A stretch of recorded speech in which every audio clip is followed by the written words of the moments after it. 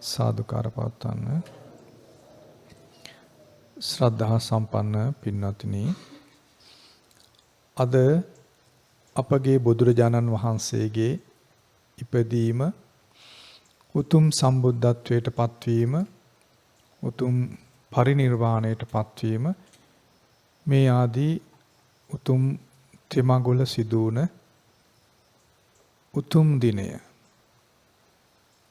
බෞද්ධ වූ ලෝකවාසී සියලු දෙනා, දෙවියන් මිනිසුන් සියලු දෙනාම මේ දින ඊ타ත්ම සතුටින්, ප්‍රබෝධයෙන්, උද්‍යෝගයෙන්, ඊ타ත්ම උත්සවත් ශ්‍රීයෙන් සමරනවා. බෞද්ධ නොවන අය පවා වෙසක් දිනය බොහෝම සතුටු සිතින් වෙසක් දිනය සිහි කරන, වෙසක් දිනයේ සතුටු සිතින් ගත කරන දිනයක්. බෞද්ධ නොවන අයට පවා වෙසක් දිනය ඊටාම යහපත් දිනයක්. බුදුරජාණන් වහන්සේගේ ශ්‍රාවක වන අයට වෙසක් පොහොය ඊටාම සුවිශේෂ දිනයක්. එදාට සාමාන්‍ය ජීවිතය අමතක කර දානවා ලොක කුඩා හැම කෙනෙක්ම.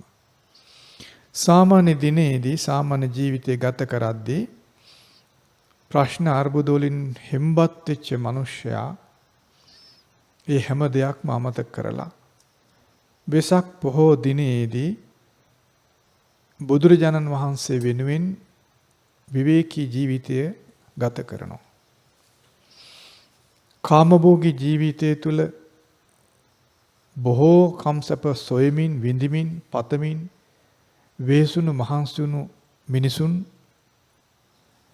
වෙසක් පොහෝ දිනේදී ඒ කාමයන් නොපතා, කාමයන් පැතීම අමතක කරලා අතහැරලා, කාමයන් සෙවීම අතහැරලා, කාමයන් පරිභෝග කිරීම, පරිහරණය කිරීම, පරිභෝජනය කිරීම අතහැරලා බුදුරජාණන් වහන්සේගේ අවවාදයේ පිළිපදිමින් වෙසක් පොහෝ දිනය ගත කරනවා.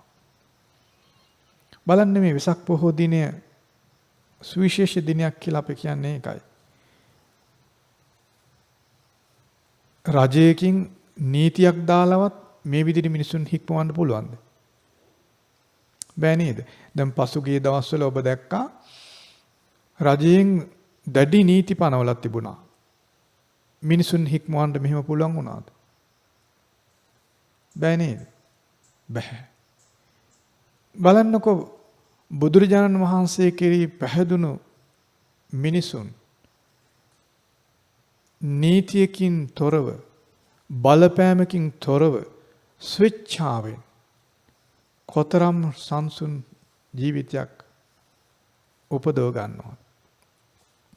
මෙයින්ම ඔබට තේරෙනවා බුදුරජාණන් වහන්සේගේ වචනය මනුෂ්‍යයාට විවේකයේ උපදවා දෙන්න සමර්ථයි.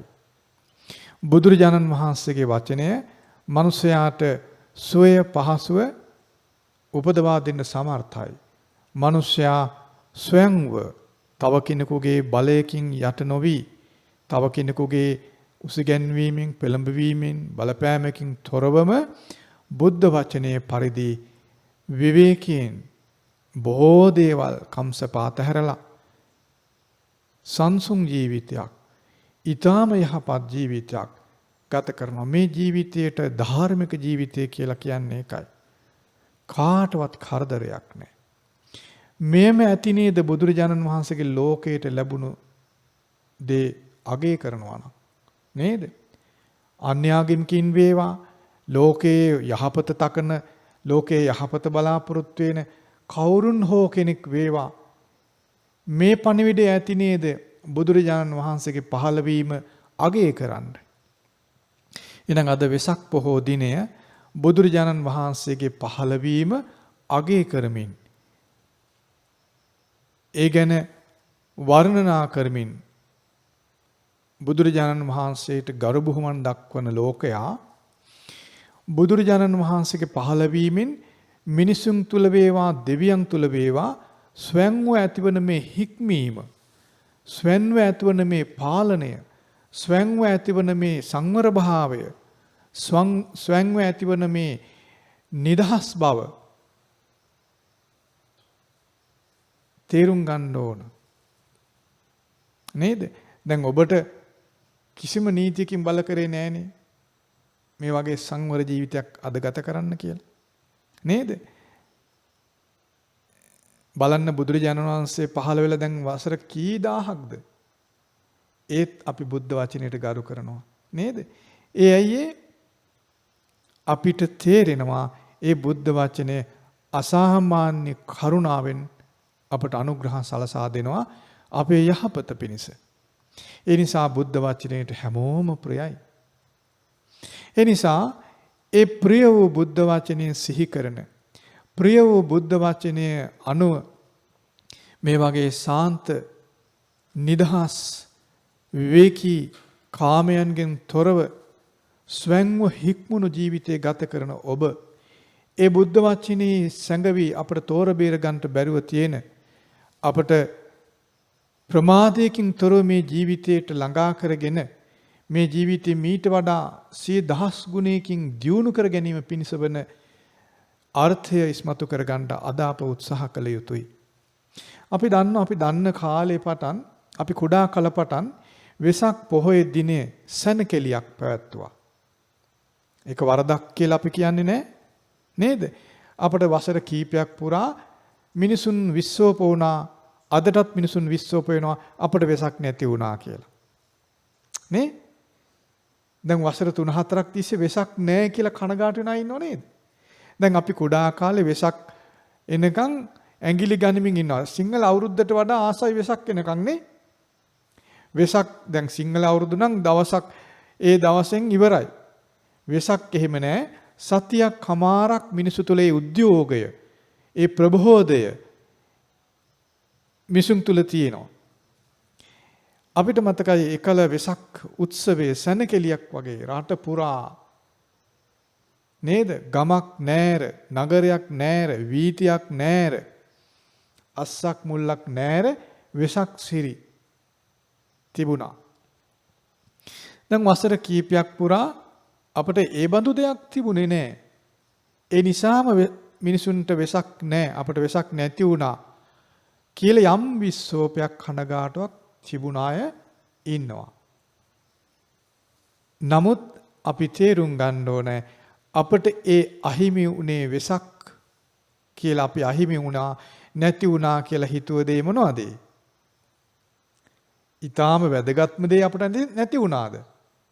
වැදගත් දේ නැති වුණේ අපට වෙසක් නිමිති කරගෙන බුදුරජාණන් වහන්සේ පහළ වීම නිමිති කරගෙන අප තුළ තිබුණ බාහිර වශයෙන් අපි කරන සැරසිලි ආදී ආමිෂයට බර වූ යම් ක්‍රියාකාරකම් අපට නැති වුණා. ඒ ගැන අපි කනගාටු වෙලා තේරුමක් නැහැ. නමුත් බුදුරජාණන් වහන්සේගේ වචනය අපි හොඳින් අහලා මේ බුදුරජාණන් වහන්සේ පහළ වුණා කියන්නේ මොකද්ද කියලා අපි තේරුම් ගත්තොත් බුදු කෙනෙක් පහළ වෙනවා මොකද්ද මේ? අපට එයින් මොනවද ලැබෙන්නේ කියලා තේරුම් ගත්තොත් අපි අහිමි වුණා කියලා හිතන ඒ උත්සවත් ශ්‍රීය අහිමි වීම අපට ශෝකේ උපදවන්නක් වෙන්නේ නැහැ. ඒ උත්සවත් ශ්‍රීය නැති වුණාට, බාහිර අලංකාරය නැති වුණාට බුද්ධ වචනෙහි අර්ථය දැනගත්තොත් අපේ සිතෙහි අලංකාරය නැසෙන්නේ නැති දෙයක් බවට පත් කරගන්න පුළුවන්. සිත තුළ ඇති වෙන පිබිදීම වෙසක් දිනේ ලෝකයේම ආලෝකමත් වෙනවට වඩා ආලෝකයක් සිතෙහි උපදව ගන්න පුළුවන්. බුදුරජාණන් වහන්සේගේ පාලවීමෙහි අර්ථය, බුදුරජාණන් වහන්සේගෙන් අපට ලැබුණු අර්ථය කුමක්ද කියලා අපි දැනගන්නවා නම්. ඒ නිසා වසර කීපයක් පුරාවටම වෙසක් සැරසිලි සැනකෙලි උත්සව අහිමි වී ගියත් අපට දැන් අද පේනවා, අද වෙසක් දිනේදී අපට පේනවා මිනිසුන් සිල් සමාදන් වෙලා උපාසක උපාසිකාවන් ඒ විවේකී කාමයන්ගෙන් වෙන්වුණ කාමයන් අගේ නොකර බැහැර කරලා කාමයන් නොපතා කාමයන් නොවිඳ මහරහතන් වහන්සේලා අනුකරණය කරමින් අටසිල් සමාදන් වෙලා විවේකී ජීවිතයට අදත් පෙළඹිලා ඉන්නවා. එහෙනම් බුදුරජාණන් වහන්සේ පහළ වීමෙහි අරටුව අර්ථය ලෝකේ තාම තියෙනවා. ඒ නිසා මේ අර්ථය අපි තවත් හොඳින් තෝරගත්තොත් අද වෙසක් දිනය ජීවිතයට නොනැසෙන ආලෝකය උපදව ගන්නට පුළුවන් දිනයක් බවට පත්වේවි. පින්වත්නි, බුදුරජාණන් වහන්සේ නමක් පහළ වීම අතිශයින් කලාතුරකින් ලෝකයේ සිදුවන දෙයක් බව මේ ලොකු කුඩා හැම කෙනෙක්ම දන්නා දෙයක්. ඒක දැනගෙන තිබෙන දෙයක්, බොහෝ දෙනා සිහි කරන දෙයක්, කතා කරන දෙයක්. කුමක්ද මේ කලාතුරකින් දුර්ලභව සිදුවෙන විශ්මිත සිදුවීම? බුදුරජාණන් වහන්සේ ඔබ අප වගේම මනුෂ්‍ය ලෝකයේ ඉපදුන මිනිසෙක්.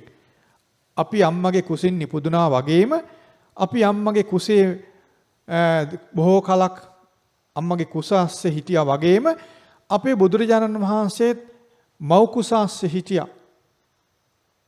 මව් කුසේ පිළිසිඳගෙන මව් කුසේ වාසය කළා. උන්වහන්සේ මාස 10ක් පුරාවට වාසය කළා අම්මගේ කුසේ. අපි වගේම මව් කුසෙන් එළියට බිහි වුණා. අපි වගේම උඩුබෙලිය අතට හිටියා. කතා කරන්න අපහසුව අපි වචන ගොත ගහ ඉන්නේ. ඔය වගේ උන්වහන්සේත් ළමා ලදරු කාලේ ගත කළා.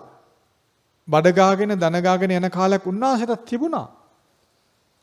උන්වහන්සේත් බහතෝරන වයස ඔය වගේ අපේ දැන් ඔබට පේනවනේ අපිට අපේ ළමා කාලේ මතක නැතුණත් ළමයි හැසිරෙනවා පේනවනේ. ඔය වගේ උන්වහන්සේත් මව් කිරි වැළඳුවා. අම්මගේ කිරි බිව්වා. උන්වහන්සේත් කුඩා ළමයි වගේ කෙලිසෙල්ලම් කළා.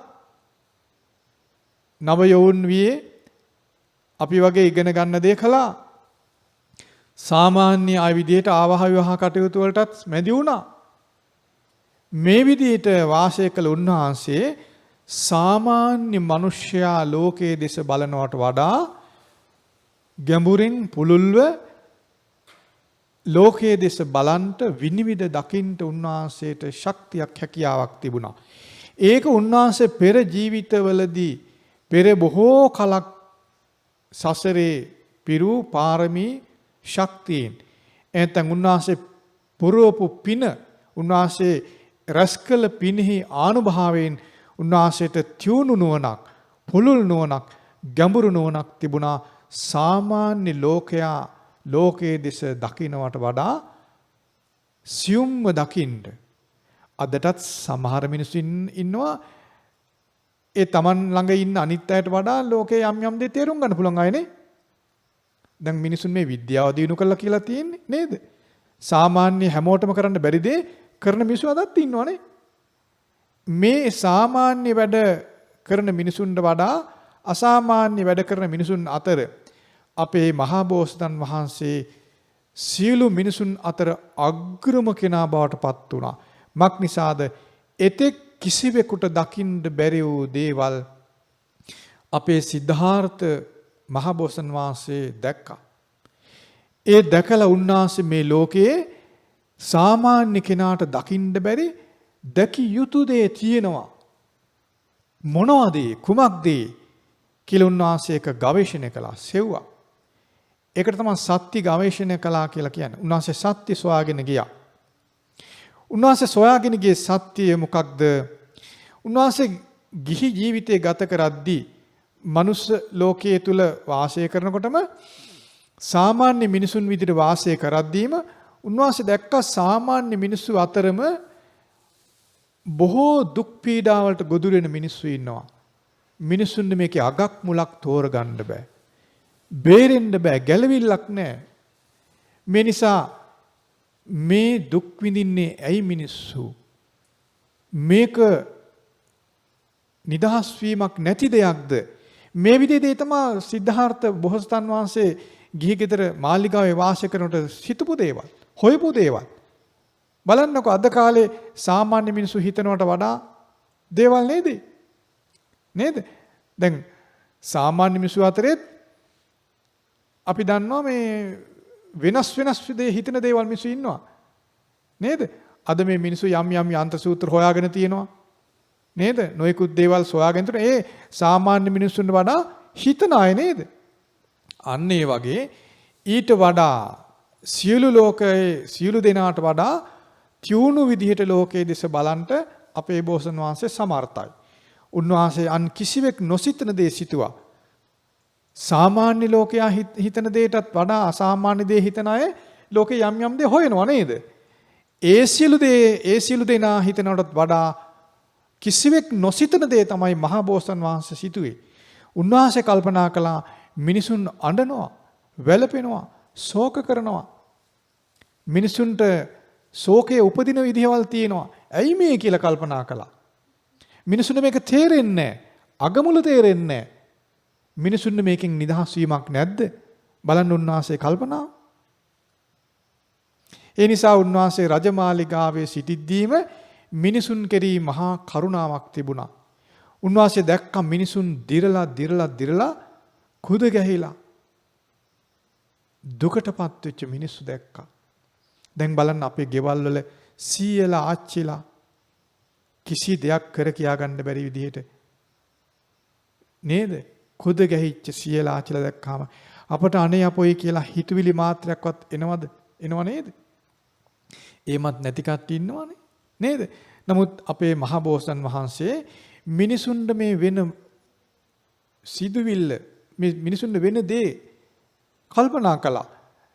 ලදරුවෝ, ළමයි, නවයවුන් බව, තරුණ බව මේවා ටික නැති වෙලා ගිහිල්ලා. හයිහත් ඉතින් ශරීරේ නැති වෙලා දිරලා අප්‍රසන්න වෙලා කුදු ගැහිලා වකුටු වෙලා දිරන ශරීරය ඇති වෙනවා. ඇයි මේ කියලා උන්වහන්සේ කල්පනා කළා. নানা ප්‍රකාර විදිහට ලෙඩ දුක් ඇති වෙන. ඇයි මේ කියලා කල්පනා කළා. මිනිසුන් නොයෙකුත් විදිහට ශෝකයටපත් වෙනවා. අඬනවා, වැළපෙනවා, ශෝක කරනවා. මේ ඇයි? මොකද්ද මේකට හේතුව? මේන් නිදහස් වීමක් නැද්ද කියලා උන්වහන්සේ කල්පනා කළා. මේන් නිදහස් වීමක් තමයි මේක තේරුම් ගන්නවත් මිනිසුන්ට හැකියාවක් නැහැ. මිනිසුන් කෙරෙහි අපේ මහා බෝසත්න් වහන්සේට මහා අනුකම්පාවක් ඇති වුණා. උන්වහන්සේ මේකට හේතුව මොකද්ද? මේන් නිදහස් වීමක් නැද්ද? කල්පනා කළා. උන්වහන්සේ හිතුවා මම මේ රජකමත් අතහැරලා දාලා රජකමෙන්වත් මේකට විසඳුමක් හොයන්න බෑ. මිනිසුන්ට නිදහස් වීමක් හොයන්න ඕන. මේ ශෝකයට නිදහස් වීමක්, ශෝකෙන් නිදහස් වීමක් හොයන්න ඕන. උන්වහන්සේ කල්පනා කළා. උන්වහන්සේ රජසපාත් අතහැරියා. රජකම අතහැරලා මිනිසුන් මේ විඳින දුක් පීඩා වලින් නිදහස් වීමක් සොයන්න ඕනේ. උන්වහන්සේ ගිහිගේ අතහැරියා. මේ දුකට හේතුව මොකද්ද? මේකේ නිදහස් වීම මොකද්ද? නිදහස් වෙන ක්‍රමය මොකද්ද? සොයාගෙන ගියා. සොයාගෙන ගිහිල්ලා උන්වහන්සේ මේ දුක මොකද්ද කියලා තේරුම් ගත්තා. දුකට හේතුව මොකද්ද කියලා හොයාගත්තා. දුකේ නැතිවීම හොයාගත්තා. දුකෙන් නිදහස් වෙන විදිය හොයාගත්තා. උන්වහන්සේ ගිහි ගෙදරින් නික්මෙලා, රජ ගෙදරින් නික්මෙලා පුරා වසර 6ක් තිස්සේ නොයෙකුත් ආකාරයේ දුක් පීඩා විඳ මේ දුකේ නිදහස් වීමක් සෙව්වා. උන්වහන්සේ අවසානයේට මේ දුකේ නිදහස් වීමක් තියෙන බව අවබෝධ කළා. උන්වහන්සේ කරුණු 4ක් අවබෝධ කරගත්තා. ප්‍රධාන වශයෙන් උන්වහන්සේ අවබෝධ කරගත්තා ලෝකයේ දුක කියලා දෙයක් තියෙනවා. ඒක ආර්ය සත්‍යයක් කියලා උන්වහන්සේ අවබෝධ කරගත්තා. ලෝකයේ දුක ඉබේ හටගන්නේ නැති බවත්, වෙන කෙනෙක් නොකරන බවත්, ඒක හේතුවක් නිසා හටගන්න බවත් උන්වහන්සේ ඒ දුකේ හේතුව තේරුම් ගත්තා. හේතුව අවබෝධ කරගත්තා. ඒ දුකේ හේතුව නැතිවීමෙන් සියලු දුකෙන් නිදහස් වීමක් තියෙනවා කියලා උන්වහන්සේ අවබෝධ කරා. ඒ දුකේ හේතුව නැති කරන මාර්ගය තිබෙනවා කියලා උන්වහන්සේ මාර්ගය සොයාගත්තා. මේ කරුණු 4 සොයාගෙන ඒ කරුණු 4 සම්පූර්ණයෙන් අවබෝධ කිරීමෙන් බුදුරජාණන් වහන්සේ බවට පත් වෙනවා. සම්මා සම්බුද්ධ විදිහට මේ ලෝකයට ප්‍රතිඥා දෙන්නේ මේ කරුණු 4 සම්පූර්ණයෙන් අවබෝධ කරගෙන. ඒ කරුණු 4 තමයි චතුරාර්ය සත්‍ය ධර්මය කියන්නේ. දුක කියන ආර්ය සත්‍යය, දුකේ හට ගැනීම කියන ආර්ය සත්‍යය, දුකේ නැතිවීම කියන ආර්ය සත්‍යය, දුක් නැතිවන මාර්ගය කියන ආර්ය සත්‍යය. මේ ආර්ය සත්‍ය 4 අවබෝධ කර ගැනීමෙන්, සම්පූර්ණ කර ගැනීමෙන් තමයි සම්මා සම්බුදුරජාණන් වහන්සේ නමක් ලෝකයට පහළ වෙන්නේ. ඒතර අද වෙසක් පොහෝ දිනය අපගේ සම්මා සම්බුදුරජාණන් වහන්සේ ඉපදුන දිනය, ඒ චතුරාර්ය සත්‍ය ධර්මයේ සම්පූර්ණ වශයෙන් අවබෝධ කරගෙන සම්පූර්ණ කරගත්තු දිනය, උන්වහන්සේ සියලු දුකින් නිදහස් වෙලා උතුම් නිවනටපත් වෙච්ච පරිනිර්වාණ ධාතුව සම්පූර්ණ කරගත්ත දවස. ඒ උතුම් මංගල කරුණු තමයි අද අප ස්මරණය කරන්නේ, සිහි කරන්නේ. ඒ වෙනුවෙන් තමයි අද දවස සදහැවතුන් සතුරු සිතින් සිහි කරමින් තම තමන්ගේ ජීවිතය යහපත් කරගන්න කල්පනා කරන්න. ඒ නිසා අද දිනේදී අපි කල්පනා කළ යුතුයි බුදුරජාණන් වහන්සේ අපට කුමක්ද ලබා දුන්නේ? බුදුරජාණන් වහන්සේ අපට ලබා දුන්නේ අපි ප්‍රයෝජනට ගන්න ඕන. එහෙම නැත්නම් බුදුරජාණන් වහන්සේගේ තෙමඟුල සිහි කිරීමෙහි අර්ථය මදි. ඒ සතුට වීම මදි වෙනවා. නේද? අපි බුදුරජාණන් වහන්සේගේ පහළ වීම සිහි කළ සතුට වීම වඩාත් සාර්ථක වෙන්නේ බුදුරජාණන් වහන්සේ අපට ලබා දුන් දේ අපේ ජීවිතයට එකතු කරගත්තොත්. පින්වත්නි, බුදුරජාණන් වහන්සේ සම්බුද්ධත්වයට පත් වෙලා නොබෝ කලකින් ඒ ධර්මය දායාද කරගත්ත මහා සංඝරත්නය බිහි වුණා. අරහත්ත්වයට පත්වෙච්ච උතුමන් වහන්සේලා ලෝකේ පහළ වුණා. බුදුරජාණන් වහන්සේ එක්තරා දිනකදී සිළු දෙනා වහන්සේලා අරහත්ත්වයට පත් වුණු රහතන් වහන්සේලා පිරිසක් උදෙසා මේ විදිහට දේශනා කරනවා. මහණෙනි, ඔබත් මමත් කරුණු 4ක් අවබෝධ නොකළ නිසා, සාක්ෂාත් නොකළ නිසා, ප්‍රත්‍යක්ෂ නොකළ නිසා දීර්ඝ සසර ගමනක් ගෙවාගෙන ආවා. මහණෙනි, දැන් ඔබත් මමත් කරුණු 4ක් අවබෝධ කළ නිසා, ප්‍රත්‍යක්ෂ කළ නිසා ඒ දීර්ඝ ගමන අවසන් කළා. ඔබත් මමත් සියලු දෙනා නිදහස්. බුදුරජාණන් වහන්සේ දේශනා කරන මහණෙනි, මොකක්ද මේ කරුණු 4? මහණෙනි, ඔබත් මමත් දීර්ඝ කාලයක් සසරේ නිමක් නැති ගමනක් ආවා. ඒ ආවේ නැත්තේ කරුණු 4ක් අවබෝධ නොකළ නිසා, පුරුදු නොකළ නිසා. මොනවද මේ කරුණු 4? මහණෙනි, ආර්ය වූ සීලය ඔබත් මමත් අවබෝධ කළේ නැහැ, ප්‍රත්‍යක්ෂ කළේ නැහැ දීර්ඝ කාලයක්. ආර්ය වූ සමාධිය ඔබත් මමත් අවබෝධ කළේ නැහැ දීර්ඝ කාලයක්. ප්‍රත්‍යක්ෂ කරන්න බැරි වුණා අපට. මහණෙනි, ආර්ය වූ ප්‍රඥාව ඔබටත් මටත් දීර්ඝ කලක් සසරේදී අවබෝධ කරගන්න, සාක්ෂාත් කරගන්න බැරි වුණා.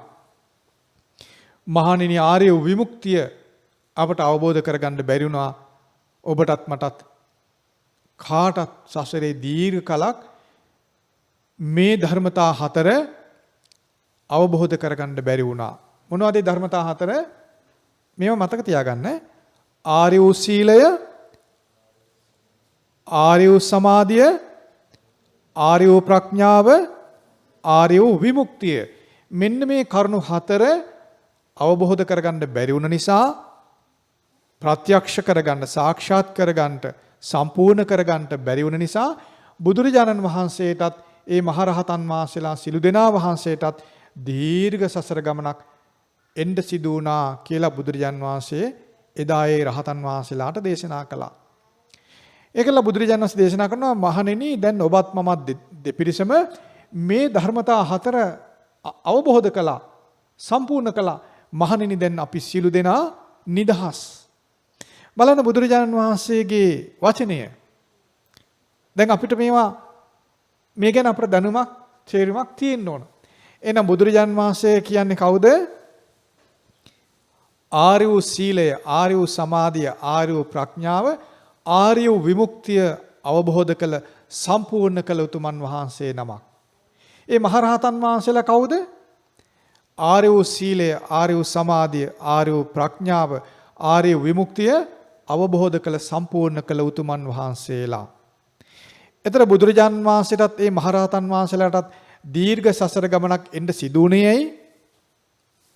ආර්ය වූ සීලය, ආර්ය වූ සමාධිය, ආර්ය වූ ප්‍රඥාව, ආර්ය විමුක්තිය අවබෝධ නොකළ නිසා, සම්පූර්ණ නොකළ නිසා. දැන් යම් කෙනෙකුට දෙවියෙකුට වේවා, මිනිසෙකුට වේවා, බ්‍රහ්මියෙකුට වේවා, යම්ම කෙනෙකුට දීර්ඝ සසර ගමනක් තවදුරටත් එන්ට සිද්ධ වෙලා තියෙනවා නම් ඒ ඇයි? හේතුව මොකද්ද? ආර්ය වූ සීලය, ආර්ය වූ සමාධිය, ආර්ය වූ ප්‍රඥාව, ආර්ය වූ විමුක්තිය අවබෝධ නොකළ නිසා, සම්පූර්ණ නොකළ නිසා. වෙන හේතුවක්ද? නෑ. දැන් ඔබෙන් ඇහුවොත් එහෙම ඔබේ දරුවෙක්, දැන් අපි බණ අහනකොට ඒ ළමයින්ට ඇහෙනවා මේ සසර ගමන කියලා එකක් ඇහෙනවා. ඉපදි මෙරි එන ගමනක් ඔන්න එහෙම කතාවක් අපිට ළමයෙකුට අහුණා කියන්නකෝ. ඒතර තාත්තගෙන් අහනවා, තාත්තේ මේ අපි සසර ගමන ආවා කියලා කියනවා. ඇයි තාත්තේ මේ අපි දිගට ආවේ? ඊට දැන් බණ අහනකොට ඇහෙනවනේ නේද? වයසට යනවා, ලෙඩ වෙනවා, මේ අඬනවා, වැළපෙනවා, ශෝක කරනවා. එහෙම නැත්නම් ළමයි විලාප දෙනවා, ශෝකයේ දුක දැනෙනවා. අහනවා ළමයි, ඇයි තාත්තේ, ඇයි අම්මේ අපි මේ දුක් විඳින්නේ? නැත්තම් අහනවා, තාත්තේ අම්මේ මේ බුදුරජාණන් වහන්සේ කියන්නේ කවුද? දැන් ඔය වගේ ප්‍රශ්නයක් ඇහුවොත් දැන් ඔබට උත්තරයක් තියෙනව නේද? උත්තරයක් තියෙනවනේ. ඇයි අපි අඬා වැළපි ශෝක කර එන්නේ කියලා ඇහුවොත් අපට හරි උත්තරයක් දැන් තියෙනවා. දීර්ඝ සසර ගමනක් එන්නේ ඇයි කියලා ඇහුවොත් හරි උත්තරයක් තියෙනවා. දැන් ඔබ ගැනම කල්පනා කළ යුතුයි. දැන් අපි බණ අහලා කරන්න ඕනේ මොකද්ද? අපි ගැන කල්පනා කිරීම. දැන් අපි ගැන කල්පනා කළොත් දැන් බුදුරජාන් වහන්සේ කාගේවත් දිහා ගැන කිව්වද? නැහැ. මහණෙනි ඔබත් මමත් බලන්න බුදුරජාන් වහන්සේ හිතුවේදී දැන් ඔබ කොහොමද හිතන්නේ? හිතන්න ඕන. මම දීර්ඝ සසර ගමනක් ගෙවාගෙන ආවේ ඇයි?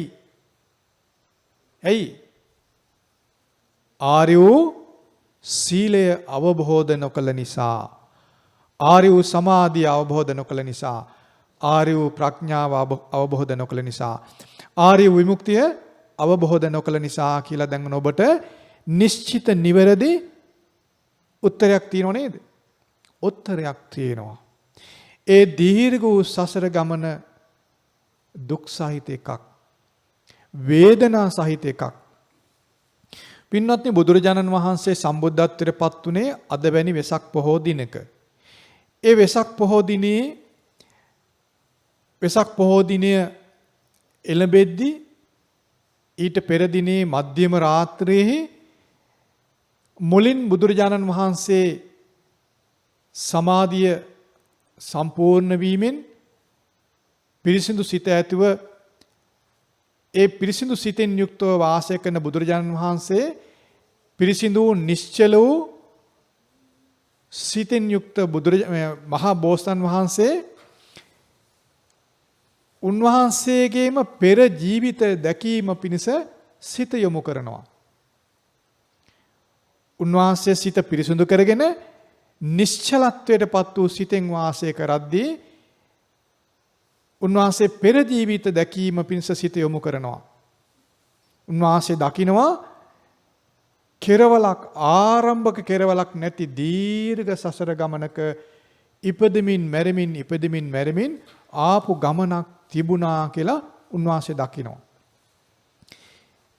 ඒ නුවණ, විශේෂ නුවණක් උන්වහන්සේට ඉපදෙනවා. අපි අහලා තියෙනව නේද? පෙර ජීවිත දැකීමේ නුවණ උන්වහන්සේට පහළ වෙනවා. එයින් තමයි උන්වහන්සේ දැනගන්නේ, ඒ නුවණෙන් තමයි උන්වහන්සේ දැනගන්නේ මේ සත්වයින් එහෙම නැත්නම් මිනිසුන්ට වේවා, දෙවියන්ට වේවා, උපන් යමු කාට හෝ වේවා ඊට පෙර පටන් ගත්තේ කොතනද කියලා මුලක් හොයන්න බැරි ඉපදෙමින් මැරෙමින් ආපු දීර්ඝ ගමනක් තියෙනවා කියලා දැනගත්තේ කොහොමද? සම්බුද්ධාතුර පෙර දිනේ රාත්‍රියේදී. සම්බුද්ධත්වයට පෙර දිනේ මධ්‍යම රාත්‍රියේදී උන්වහන්සේට ඒ අවබෝධයේ ඒ නුවණ පහළ වෙනවා. පෙර ජීවිත දැකීමේ නුවණ. ඒතර උන්වහන්සේට කොයි වගේ හැඟීමක් එන්න ඇද්දනේ? මෙතෙක් කිසි විදියකින් කිසිවෙක් නොදන්නා, කිසිවෙක්ගෙන් අහගන්න බැරි නොදන්නා දෙයක් උන්වහන්සේ දැක්කා. ඊළඟට උන්වහන්සේ සත්වීන් මිය යන අය, මේ මැරෙන මිනිසුන්ට මොකද වෙන්නේ කියලා උන්වහන්සේ බැලුවා. උන්වහන්සේ දැක්කා සිතින් කයෙන් වචනෙන් යහපත් දේ කරන අය මලන් පස්සේ දෙවියන් අතර සුගතිය ඉපදෙනවා. කවුරුත් නොදකපු කවුරුත් ගෙන්වත් අහන්න බැරි දෙයක් උන්වහන්සේ දැක්කා. ඒ වගේ උන්වහන්සේ දැක්කා සිතින් කයෙන් වචනෙන් වැරදි කරන මිනිස්සු ඉන්නවා. මලාට පස්සේ තිරිසන් ලෝකේ, പ്രേත ලෝකේ නිරේ උපදින උන්වහන්සේ දැක්කා. මිනිසුන් ගැන උන්වහන්සේට මොනවා හිතෙන්නේ නැද්දනේ? නේද? දැන් මිනිස්සු මේ කිසි දෙයක් දන්නේ නැහැ. මිනිස්සු විනෝද වෙනවා. නේද? කනවා, බොනවා, අඳිනවා, විනෝද වෙනවා, විහිළු තහළු කරනවා, රණ්ඩු වෙනවා, දේපොළ එකතු කරනවා, নানা ප්‍රකාර විනෝදකාමී දේ කරනවා. විනෝද වෙන්න කියලා සතුන් මරනවා, සොරකම් කරනවා, වැරදි කාමසේවනය කරනවා, බොරු කියනවා, මත්ද්‍රව්‍ය බොනවා, කේලම්, හිස් වචන, පරුස වචන, මේ නොයෙකුත් පාපී ක්‍රියා කරනවා. මලම් පස්සේ പ്രേත ලෝකේ, නිරේ, තිරිසන් ලෝකේ ඉපදෙනවා. එතකොට අපේ මහබෝසත් වහන්සේ බුද්ධත්වයට පෙරම මේව දකිනවා. උන්වහන්සේට මිනිසුන් කෙරෙහි අප්‍රමාණ අනුකම්පාවක්, කරුණාවක් ඇති වෙනවා. දීර්ඝ ගමනක් මිනිසුන් එන්නේ මේ විදිහට නොදන්නාකමින් විනෝදයට සතුටු වෙන්න වැරදි දේ කරලා අපායේ, പ്രേත ලෝකයේ, තිරිසන් ලෝකයේ වැටෙමින් ඒවයේ තමයි ජීවත් වෙන්නේ. කලාතුරකින් මිනිස් ලෝකෙට දෙවියන් අතරට එනවා උන්වහන්සේ දැක්කා. මේ දැනුම ලබාගෙන මේ ඥානයන්ගෙන් පසු උන්වහන්සේගේ සිත උන්වහන්සේ යොමු කරනවා ආශ්‍රව ක්ෂය වීම, යලි උපතක් නොලබන විදියට විමුක්තිය පිණිස උන්වහන්සේ සිත යොමු කරනවා. උන්වහන්සේගේ සිත ආශ්‍රවයන්ගෙන් නිදහස් වෙනවා. යලි උපතක් නොලබන විදියට උන්වහන්සේගේ සිත විමුක්තියටපත් වෙනවා. එතකොට මේ ස්වභාවයන් තමයි බුද්ධත්වය ලැබීමේදී සිද්ධ වෙන්නේ. අපේ බුදුරජාන් වහන්සේ සාර අසංකේය කල්ප ලක්ෂ වාරයක් නොයෙකුත් ආකාරයේ පුණ්‍ය ක්‍රියා කරලා පින් රැස් කරගෙන සිද්ධාර්ථ බෝසතන් වහන්සේ විදියට ඉපදිලා රජකමත් අතහැරියේ යමකටද? ඒ උතුම් සම්බුද්ධත්වයේ ලබා ගන්නේ නිකම් නොවේ. මේ ලෝකයේ පිළිබඳ පිරිසිදු සම්පූර්ණ අවබෝධය සහිතව මිනිසුන් ගැන, දෙවියන් ගැන, මේ සියල්ල ගැන උන්වහන්සේ අවබෝධ කරගෙන තමයි සම්බුද්ධත්වයටපත් වෙන්නේ, විමුක්තියටපත් වෙන්නේ. ඒ අවබෝධයෙන් විමුක්තියෙන් යුක්තව තමයි බුදුරජාණන් වහන්සේ මිනිසුන්ට, දෙවියන්ට ධර්මයේ කියලා දෙන්නේ. දැන් බලන්න, අම්මා කෙනෙක්, තාත්තා කෙනෙක් තමන්ගේ නොදරුවාට, තමන්ගේ දරුවට හොඳ නරක කියලා දෙන්නේ යමක් දැනගෙනම නේද? හා පුතේ පිහිය අල්ලන්න එපා කියලා පුංචි ළමයාට අම්මා තාත්තා කියනව නේද? හා පුතේ ගිනි පෙල් අල්ලන්න එපා කියලා කුඩා දරුවන්ට අම්මා තාත්තා කියනවද නැද්ද? කියනවද නැද්ද? ඒ අම්මා තාත්තා දැනගෙනද නැද්ද නිකන් අන්ධ වගේද කියන්නේ? ඒක අවබෝධයක්ද නැද්ද? අවබෝධයක්. වැඩිමල් දරුවෙකුත් ඒ විදිහට පුඩායට කියනව නේද? වැඩිමල් සොහොයුරෝ කුඩායට කියනව නේද? හා මල්ලි, හා නංගි, ඔක අල්ලන්න එපා. ගින්න අල්ලන්න ගියොත්, ලිප ළඟට ගියොත් කුඩායට කියනව නේද? පරිස්සමෙන් කියනවද නැද්ද? ඒ අන්ධයෝ වගේද? බීරෝ වගේද? හිස් මිනිස්සු වගේද? අවබෝධය ආන් ඒ බඳු දෙයක්. ඒතර බුදුරජාණන් වහන්සේගේ අවබෝධයේ තේරුම් ගන්න අපාය දැනගෙනයි කිව්වේ. අපායට වැටෙන විදිය දැනගෙනයි කිව්වේ. මේ වැඩේ කරන්න එපා. අපායට වැටෙනවා. අපායට වැටුනොත් බේරෙන්න බෑ. ගමන දීර්ඝයි. දැනගෙනයි කිව්වේ. අම්මා තාත්තා පුංචි කාලේ අපට ගිනි අඟුරු අල්ලන්න එපා, ගිනි දැල්ල අල්ලන්න එපා කිව්වේ තරහින්ද අපිට? අනුකම්පාවෙන් නේද? වසවිස අල්ලන්න එපා, කටේ තියන්න එපා. මෙහෙම අපිට කියනව නේද? බැරි වෙලාවත් ඒව අල්ලන්න ගියොත් අපේ කන මිරිකලා හරි පාරක් ගහලා හරි අපි ඈඩ් කරනව නේද? ඈ? කරනවද නැද්ද? ඔබ කරනව නේද ඔබේ කුඩා අයට? ඒ තරහින්ද? ඒක තමයි අනුකම්පාව. ඒ අවබෝධයක් එක්ක නේද අනුකම්පාව තියෙන්නේ. ඈ? මොකද අවබෝධය? මොකද අම්මා තාත්තට දරුවන් බේර ගැනීම පිණිස තිබුණ අවබෝධය? අනතුරුදායක දේ අනතුරුයි කියලා. ඒක අනතුරු නෙමෙයි කියලා ඒ අම්මා තාත්තට පුළුවන්ද කියන්න? ඈ? ගින්න ඇල්ලුවොත් ළමයාට හානි වෙයි කියලා අනතුරු නොවේයි කියලා ඒ අම්මා තාත්තට වෙන කෙනෙකුට පුළුවන්ද කියන්න? ඔයා නිකයින්ද ඒ ළමයාට මුකුත් වෙන්නේ නැහැ කියලා අම්මා තාත්තට පුළුවන්ද? අම්මා තාත්තගේ අවබෝධය වෙනස් කරන්න පුළුවන්ද? ඈ? ඒකට කියනවා ප්‍රත්‍යක්ෂ දැනුම කියලා. ඒකට කියනවා ප්‍රත්‍යක්ෂය කියලා. ඒ අම්මා තාත්තා ප්‍රත්‍යක්ෂ දැනුමක් තියෙනවා. අනතුරුදායක දේ අනතුරුදායකයි. ළමයාට කියන අල්ලන්න එපා. ඔන්න ඔය වගේ බුදුරජාණන් වහන්සේට ප්‍රත්‍යක්ෂ දැනුමක් තියෙන අවබෝධයක් තියෙනවා. පාපී ක්‍රියාව පාපී, දුස්සීල භාවයේ දුස්සීලයි, අනතුරක්.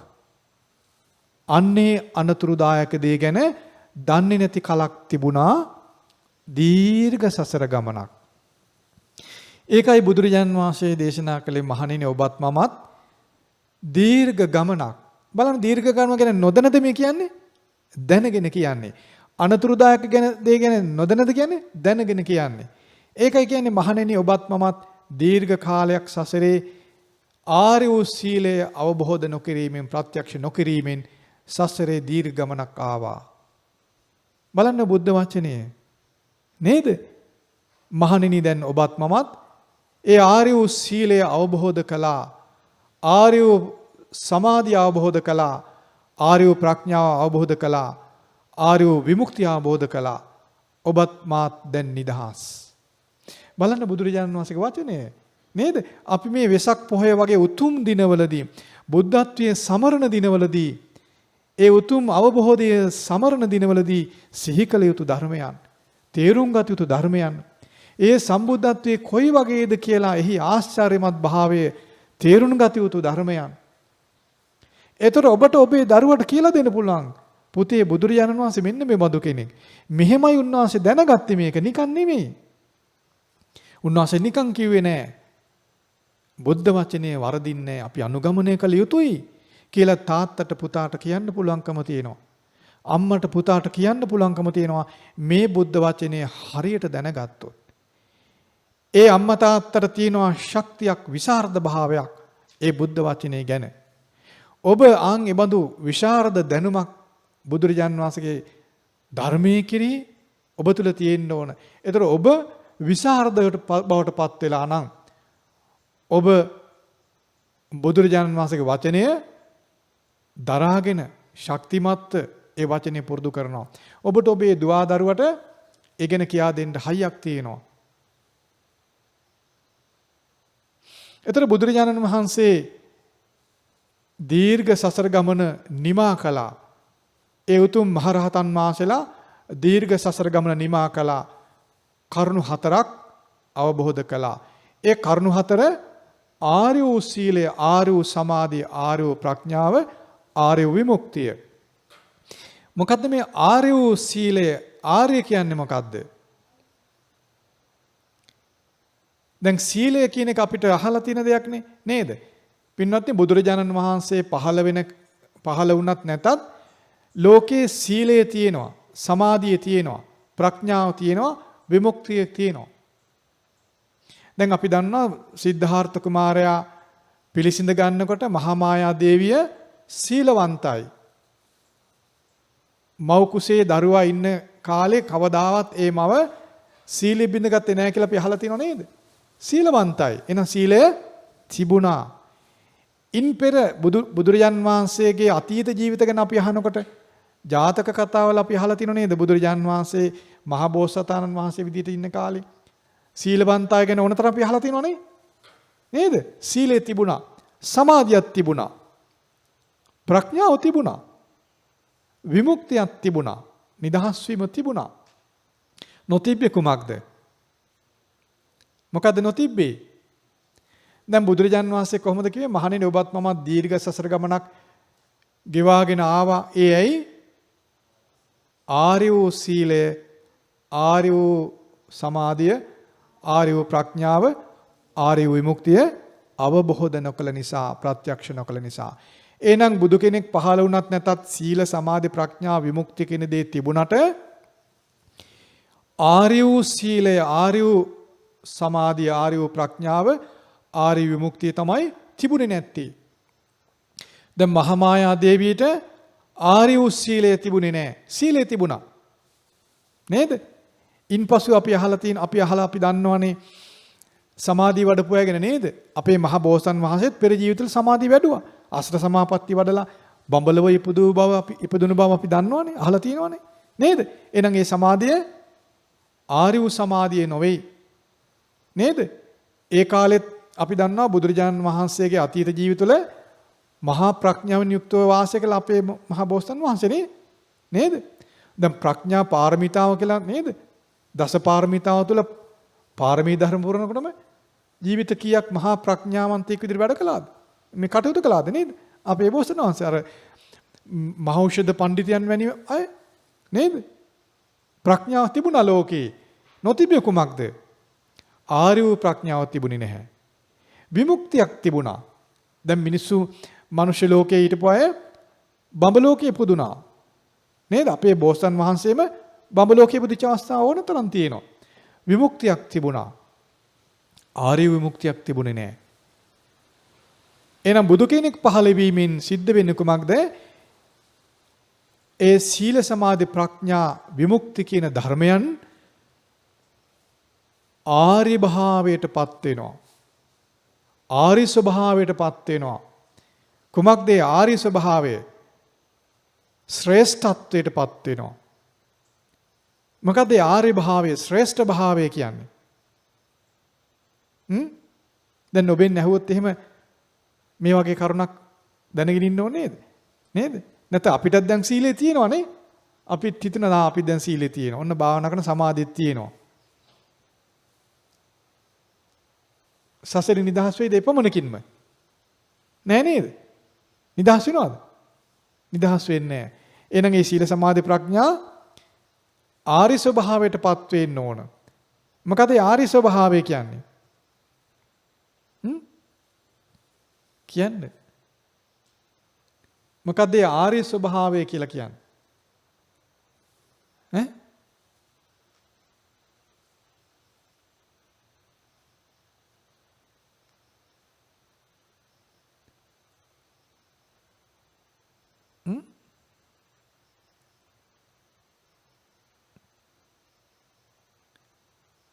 ආර්ය ස්වභාවයටපත් වෙනවා කියන්නේ මොකද්ද?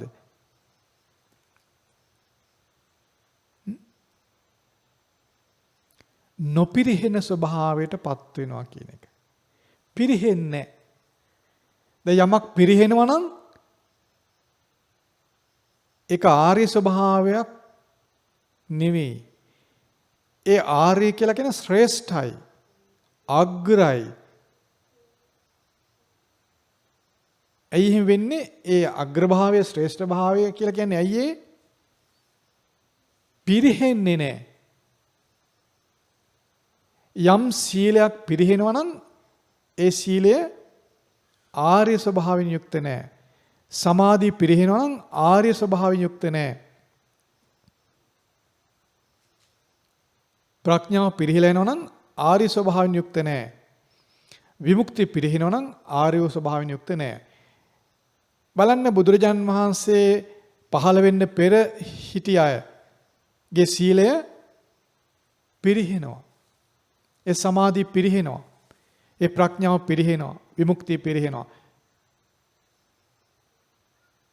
නමුත් බුදුරජාණන් වහන්සේගේ සීල සමාධි ප්‍රඥා විමුක්ති ඒ මහරහතන් වහන්සේලාගේ සීල සමාධි විමුක්ති ශ්‍රාවකයාගේ සීල සමාධි ප්‍රඥා විමුක්ති පිරෙන්නේ නැහැ. ඒ නිසා ඒ පුද්ගලයාට ආරි පුද්ගල කියන්නේ ඒකයි. ආරි ශ්‍රාවක කියලා අපි අහලා තියෙනව නේද? ආරි ශ්‍රාවකයන්. ද වෙනත් ශාස්ත්‍රුන් වහන්සේලාගේ ශ්‍රාවකයෝ ඉන්නවා. එයාට ශ්‍රාවකයෝ කිව්වට ආරි ශ්‍රාවකයෝ කියන්නේ නැහැ. ඇයි ඒ? එයාට සීලයක් තියෙන්න පුළුවන්. එයාට සමාධියක් තියෙන්න පුළුවන්. දැන් Hindu භක්තකීන්ට සීලයක් තියෙනවා. සීලේ තියන අය ඉන්නවා. සමාධිය තියන අය ඉන්නවා. ඒතර එයාට ආර්ය කියලා කියන්නේ ඇයි ඒ? දැන් මම කියවනේ කියන්නේ.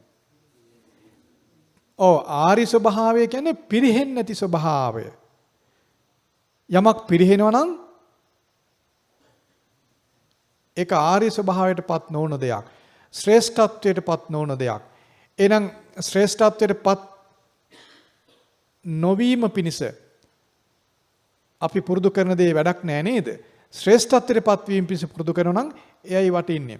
එතකොට ශ්‍රේෂ්ඨත්වයටපත් වීම පිණිස මිනිස්සෙක් පුරුදු කරන්න ඕන දේවල් මොනවද? පිරෙහෙන්නේ නැති වෙන්න පුරුදු කරන්න පුළුවන් දේවල්. සීලය පිරෙහෙන්නේ නැති මට්ටමට පුරුදු කරන්න පුළුවන්. වෙනත් දෙයක් වෙන භාෂා ශාස්ත්‍ර වගේ ගත්තොත් පිරිහිලා යනවා දැනුම. සමාධිය පිරෙහෙන්නේ නැති මට්ටමට පුරුදු කරන්න පුළුවන්.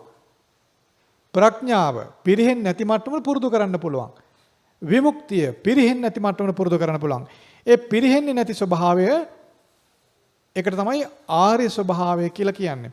එතකොට බුදුරජාණන් වහන්සේ ඒ මහරහතන් වහන්සේලා සීලය, සමාධිය, ප්‍රඥාව, විමුක්තිය කියන ධර්මයන් පිරෙහෙන්නේ නැති ස්වභාවයට පත් කරලා. ඒකයි සෝතාපන්න ශ්‍රාවකයා පිරෙහෙන්නේ නැහැ කියලා කියන්නේ. ඒකට හේතුව ඔහුගේ සීලය, සමාධිය, ප්‍රඥා, විමුක්ති කෙන්දේ පිරෙහෙන්නේ නැහැ. සෝතාපන්න වූ කෙනාට සීලයක්, සමාධියක්, ප්‍රඥාවක්, විමුක්තියක් තියෙනවා. ඒ නිසා එයාට කියනවා ආර්ය ශ්‍රාවකයා කියලා.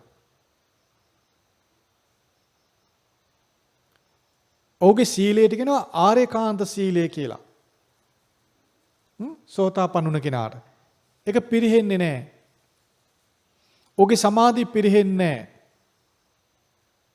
ඔහුගේ ප්‍රඥාව පිරෙහෙන්නේ නැහැ. ඔහුගේ විමුක්තිය පිරෙහෙන්නේ නැහැ. ඒ නිසා තමයි සෝතාපන්න වූ ශ්‍රාවකයා සතර අපායට වැටෙන්නේ නැහැ කියලා කියන්නේ. යම් කෙනෙක් සතර අපායට වැටෙනවා නම් ඔහු පිරිහෙන ස්වභාවයෙන් යුක්තයි. ඔහුට සීලයක්, සමාධියක්, ප්‍රඥාවක් තිබුණත් ඒක පිරිහෙනවා නම් ඔහු සතර අපායට වැටෙනවා. ඒ කියන්නේ සීල සමාධි ප්‍රඥා කියන සීල සමාධි ප්‍රඥා විමුක්ති තියෙන සිළු දෙනා සතර අපායන් නිදහස් කියලා කියන්න පුළුවන්ද? ඔබට තේරෙනවද? යම් කෙනෙක් සීලයක ඉන්නවා, සමාධියක ඉන්නවා, ප්‍රඥාවක් තියෙනවා, විමුක්තියක් තියෙනවා. එපමණකින් ඔවුන් සතර අපායන් නිදහස් වෙලාද? නැහැ. ඒ නිසා තමයි බුදුරජාණන් වහන්සේ දේශනා කරන්නේ දෙවියන් අතර ඉන්න දෙවිවරු පවා විශාල ප්‍රමාණයක් එයින් චුත වෙලා പ്രേත ලෝකේ, තිරිසන් ලෝකේ, නිරේ, අසුර ලෝකේ ඉපදෙනවා. එහෙනම් මේ දෙවියන් මිනිස් භව ඉක්මවා ලබපු විමුක්තිය වැඩක්ද? වැඩක්ද? වැඩක් නෑ. ඇයි ඒ? පිරිහෙන ස්වභාවයෙන් යුක්තයි. බ්‍රහ්ම ලෝකේ ඉන්න බ්‍රහ්මීන් එන්චුත වෙලා සතර පායේ වැටෙන ස්වභාවයෙන් යුක්තයි. ඇයි ඒ? එයාට සීලේ තියෙනවා. සමාධි, ප්‍රඥා, විමුක්ති තියෙනවා. හැබැයි ඒවා ආර්ය ස්වභාවයෙන් යුක්ත නැත්නම් එයින්චුත වෙලා සතර අපායේ ඉපදෙනවා. නමුත් බුදුරජාන් වහන්සේ දේශනා කරන යම් ආර්ය ශ්‍රාවකයෙක් බ්‍රහ්ම ලෝකෙ ඉන්නවා නම් ඔහු එයින්චුත වෙලා සතර අපායේ ඉපදෙන්නේ නැහැ.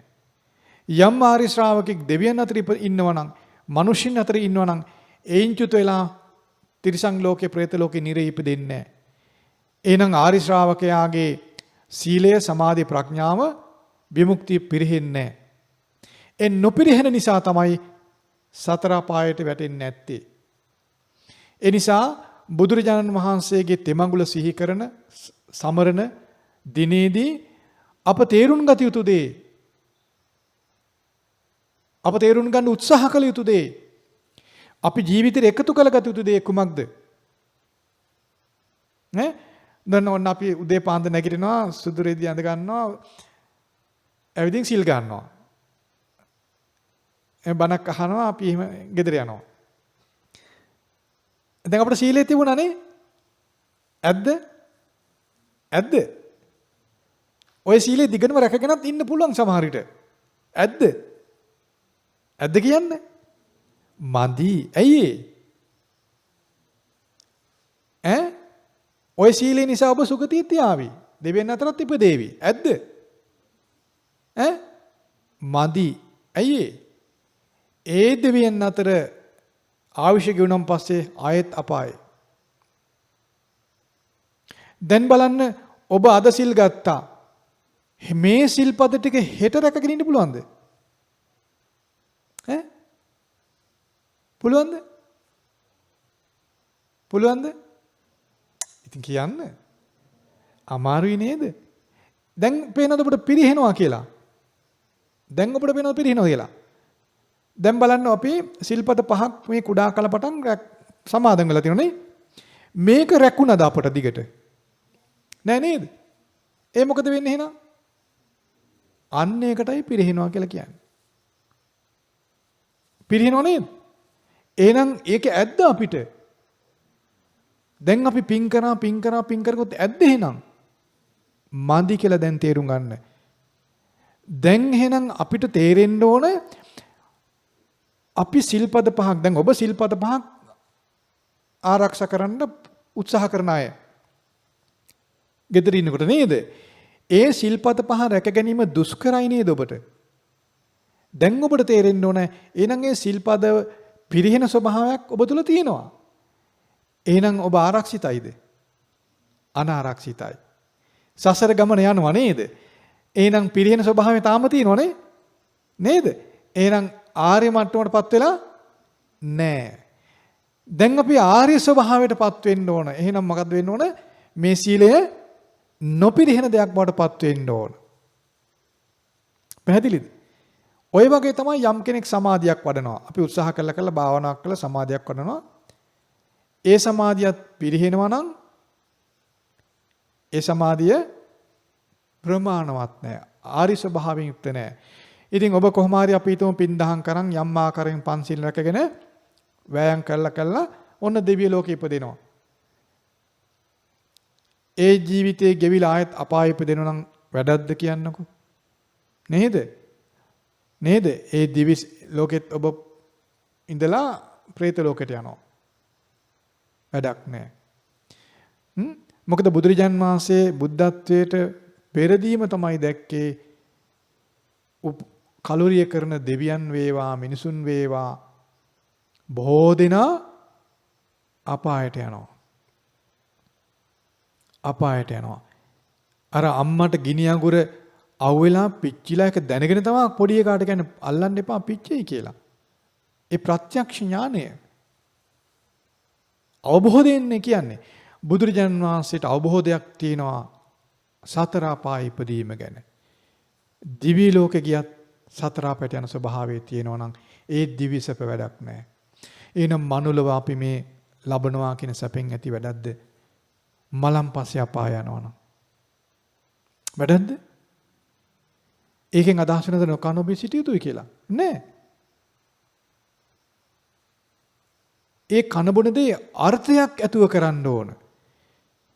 එයයි වටින්නේ. එහෙනම් මේ අර්ථය පිණිස අපේ ජීවිතේ හැඩ ගහ ගන්නටයි, හුරු කර ගන්නටයි බුදුරජාණන් වහන්සේගේ පහළවීම අපිට වටින්නේ. එහෙම නැත්නම් වෙසක් කූඩු හදලා, ලයිට් වැල් ඇදලා, තොරන් හදලා, වෙසක් සැනකිලි පවත්තලා පමණක් මදි. ඒක හොඳයි අපිත් කරනවා. ඒක මදි. අපි තේරුම් ගන්න ඕන අපිට මොකද වෙන්නේ? අපට සිල්පද පහ රැකගන්න දුෂ්කරයි නේද කියලා අපි තේරුම් ගන්න ඕන. අපේ සීලය ආරි ස්වභාවයටපත් වෙලා නැහැ කියලා අපි තේරුම් ගන්න ඕන. එහෙමනම් අපි අපායට වැටෙන ස්වභාවයෙන් යුක්තයි නේද කියලා තෝරගන්න ඕන. නේද? මේන් නිදහස් වෙන්නයි බුදුරජාන් වහන්සේගේ පහළ වීම ලෝකයට තියෙන්නේ. මේ දෙවියන් මිනිසුන්ට අපායෙන් බේරෙන්නයි බුදු කෙනෙක් ලෝකයට පහළ වෙන්නේ. දෙවියන් මිනිසුන්ට අපායෙන් බේරීම පිණිසයි බුදු කෙනෙක් ලෝකයට පහළ වෙන්නේ. සම්මා සම්බුදුරජාණන් වහන්සේ ලෝකයට පහළ වෙන්නේ අපට දුගතියෙන් නිදහස් වෙන්න.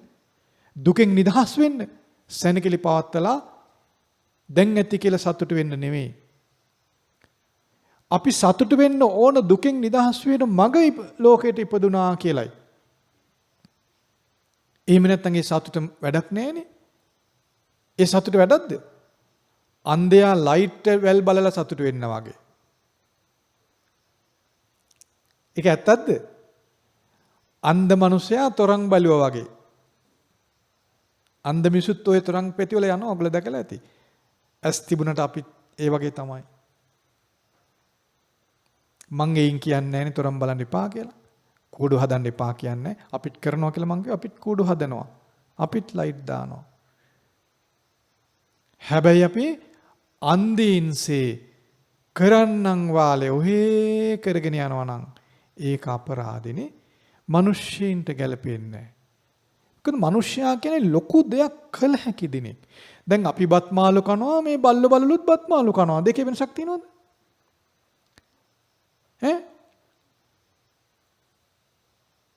අපිත් ළමයි හදනවා, බල්ල බලලුත් ළමයි හදනවා. ක්‍රියාවෙන් එකනේ කරලා තියෙන්නේ. එහෙනම් අපි ඒ ක්‍රියාවට ශ්‍රේෂ්ඨත්වයක් එකතු කරන්න ඕන නේද?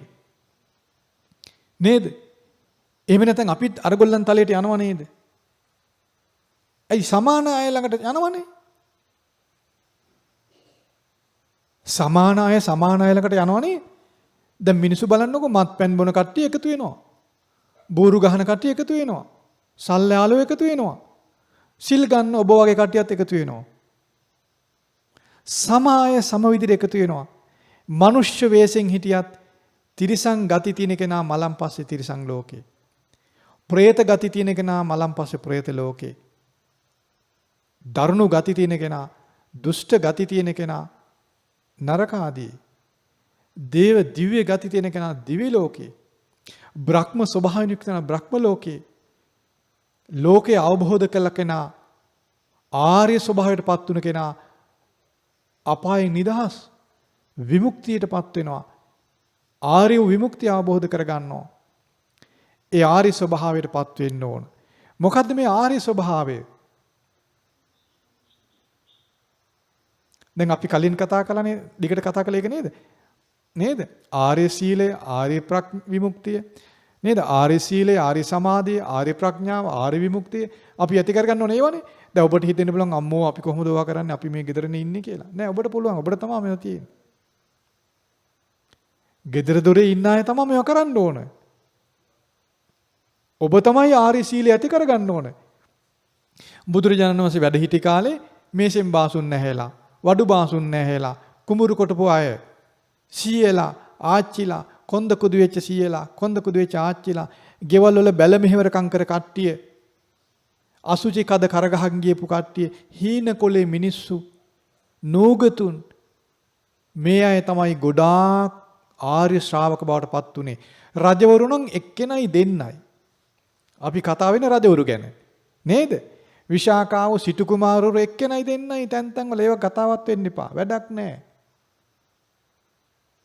අපිට වැරදුනේ ඒකයි. අපි හිතනවා මේ විසාකාව අවබෝධ කළා, බිම්බිසාර රජුව අවබෝධ කළා, ගගා ඒ ගැන තරංග ගහනවා. නෑ නෑ, ඔබ වගේ කට්ටිය අවබෝධ කළේ ගොඩක් අය. අරගොල්ල ටිකයි.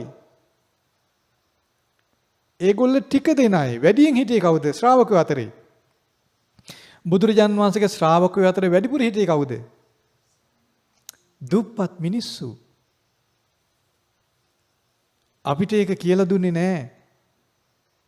අපි පැත්තකට දාලා අර ලොකු මිනිස්සු වැජබෙන්න වගේ තමයි මේ ධර්මය අපි තේරුම් ගත්තේ.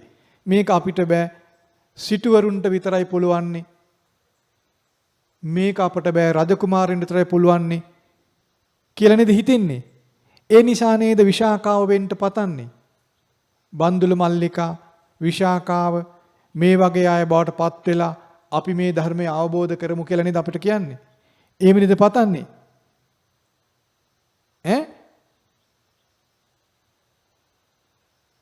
නෑ ඒ කාලේ ගොඩාක් ශ්‍රාවක ශ්‍රාවිකාවන්ගෙන් 99.999%ක්ම හිටියේ කුලී කරන දිලිඳු දුප්පත් කුඹුරු කොටන ගොවියෝ බාසුන් නැහැලා මේ ගමේ වැඩ කරන කට්ටිය ඉන්නේ ඔබ වගේ ඒ වගේ තමයි ශ්‍රාවකෝ සෝවහන් උනේ සකදාගාමී උනේ අනාගාමී උනේ අරහත්ත්වයටපත් උනේ ඔබ වගේ අය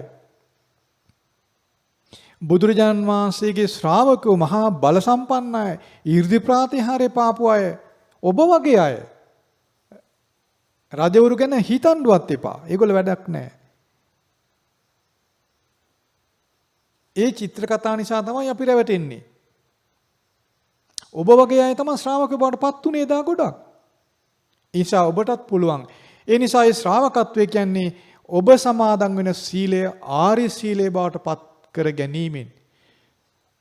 ඒ ආර්ය සීලය බවට පත්වීමෙන් ඔබට පුළුවන් ආර්ය වූ සමාධිය ඇති කරගන්න. එදා ඔබ වගේම වැඩ කරපු කට්ටිය සමාධිය උපදව ගත්තා. අදටත් පුළුවන්. අදත් කරන කට්ටිය ඉන්නවා. අපි දන්නවා.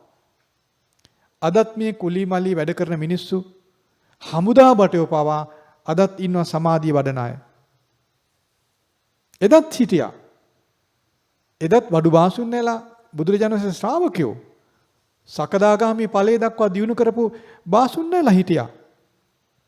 වඩු බාසුන් නැලා හිටියා. පැහැදිලිද? කොසල් රජුරන්ගේ බාසුලා දෙන්නෙක් හිටියා දෙන්නම වඩු බාසුන් නැහැලා. එක්කෙනෙක් සෝවාන් අනෙක් කෙනා සකදාගාමි. රජුර ඇවිල්ලා බුදුරජාන් වහන්සේට කියනවා ස්වාමීනි භාග්‍යවතුන් වහන්සේ හරි පුදුම සිද්ධියක් වෙනවානේ. මගේ ළඟ බාසුන් නැල දෙන්නෙක් ඉන්නවා. ඒ දෙන්න මම් පැත්තට කකුල් දෙක හරලා බුදිය ගන්නේ. කිසි ගෞරවයක් නැහැ මා කෙරේ කියනවා. ඒ දෙන්න ඔබ වහන්සේ ඉන්න විහාරෙ පැත්තට හැල්ලා බුදිය ගන්නේ මම් පැත්තට හැල්ලා කකුල් දාගන්නේ කියනවා. දැක්කද ඒගොල්ලෝ බය නැති ගතිය?